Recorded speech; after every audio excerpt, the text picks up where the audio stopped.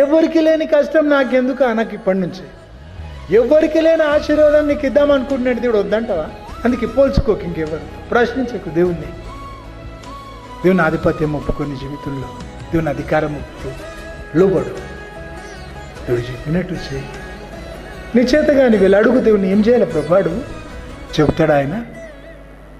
దేవుడు చెప్పినట్టు బ్రతుకు గెలుస్తావు. యోగు అంటాడు, ప్రతి క్షణం ఎందుకు పరీక్షిస్తావు? ఎవరి క్రియల ఫలం వాళ్ళకి ఇవ్వడానికి ప్రతి క్షణం పరీక్షిస్తాడట దేవుడు. బంగారమా కాదా చూడడానికి మెషిన్స్ ఉన్నాయి. తనుచుకుపోతే చూడు, నువ్వు చెప్పు మా తాత ఇచ్చినాడు, మా నాయన ఇచ్చినాడు, నువ్వు 1,00,000 చెప్పు, మెషిన్లో పెట్టి బంగారం ఎంత ఉంది అంటే పరీక్ష చేసి చెప్తారు. 90%, 80% బంగారం ఎంత ఉంది చెప్తారు. దేవుడు నీ హృదయం పరీక్షించి తెలుసుకుంటాడట.